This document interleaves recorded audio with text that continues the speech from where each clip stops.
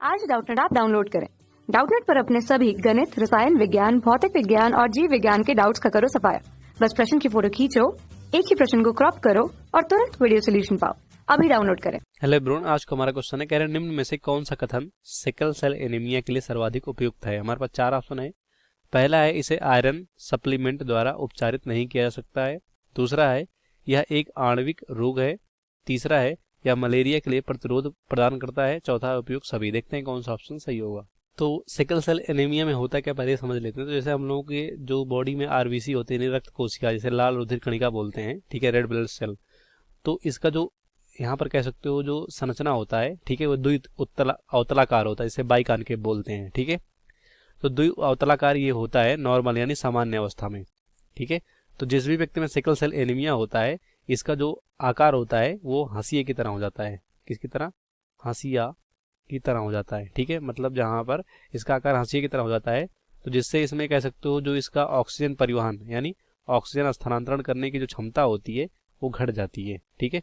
और इसी आरबीसी में यहाँ पर कह सकते हो जो हीमोग्लोबिन प्रोटीन पाया जाता है, ठीक है, उसमें कह सकते हो इस प्रोटीन में जो प्रोटीन बनाने के लिए जिम्मेदार यहाँ पर बीटा, ठीक है, बीटा जीन होता है, ठीक है। इसी में क्या होता है, उत्परिवर्तन होता है, जिससे यहाँ पर कह सकते हो अलग तरह का यहाँ पर प्रोटीन बनता है और यहाँ पर इसका आकार बदल जाता है। और यहाँ पर जैसे कह सकते हो ग्लूटामिक जो अम्ल होता है, ठीक है, ग्लूटामिक अम्ल, तो ग्लूटामिक की जगह पर जब उत्परिवर्तन होता है, ठीक है, तो ग्लूटामिक की जगह पर क्या बनने लगता है, बैलिन बनने लगता है, ठीक है। तो इसी कह सकते हो प्रोटीन की वजह से यहाँ पर इसका आकार बदल जाता है, जिससे कि ऑक्सीजन परिवहन क्षमता कम हो जाती है, ठीक है।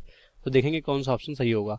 सबसे पहला है, इसे आयरन सप्लीमेंट, मतलब यहाँ पर इसे आयरन देकर यहाँ पर उपचारित नहीं किया जा सकता है। तो पहला है, इसे आयरन देकर उपचारित नहीं किया जा सकता क्योंकि यह अनुवांशिक रोग है, ठीक है, जिससे कि यहाँ पर इसके बीटा जीन में परिवर्तन होता है। तो ये हमारा ये भी सही है। दूसरा, यह एक आणविक रोग है, ठीक है। तो आणविक रोग मतलब मॉलिक्यूलर कह सकते हो, यहाँ पर डिजीज बोल सकते हो, जिसे यहाँ पर अनुवांशिक से समझ सकते हो, जो कि यहाँ पर इसके क्रोमोसोम या जीन में होने वाला रोग है। तो ये भी सही है। और तीसरा है, यह मलेरिया के लिए प्रतिरोध प्रदान करता है। तो जब इसका सामान्य कह सकते हो आरबीसी आकार जो होता है बाइकॉन्केव होता है, तो मलेरिया को उत्पन्न करने वाला जो यहाँ पर प्लाज्मोडियम होता है, ठीक है, क्या होता है, प्लाज्मोडियम, ठीक है, प्लाज्मोडियम, ठीक है। तो जब इसका सामान्य आकार होता है आरबीसी का, ठीक है, प्लाज्मोडियम, ठीक है, तो इसमें इस जो ये मलेरिया यहाँ पर कह सकते हो ये परजीवी है, ठीक है, ये इस आरबीसी में आसानी से अपना प्रजनन या विकास और वृद्धि कर सकता है। लेकिन जब ये हंसिया की तरह होता है तो इसके आकार या कह सकते हो इस आरबीसी में सर्वाइव नहीं कर सकता है, मतलब इसके लिए अनफेवरेबल हो जाता है, जिससे कि मलेरिया के लिए क्या हो जाते हैं, जिसमें सिकल सेल एनीमिया होता है उसके लिए वो प्रतिरोध उत्पन्न करते हैं। तो ये भी सही है। और चौथा यहाँ पर उपयुक्त सभी। तो इस क्वेश्चन का राइट ऑप्शन हमारा फोर्थ होगा, बाकी फर्स्ट, सेकंड, थर्ड ऑप्शन गलत हो जाएगा। कक्षा 6 से 12वीं से लेकर नीट, IIT, JEE वो एडवांस के लेवल तक 1 करोड़ से ज्यादा छात्रों का भरोसा। आज ही डाउनलोड करें डाउटनेट ऐप या व्हाट्सएप करें अपने सारे डाउट्स 8400 400 400 पर।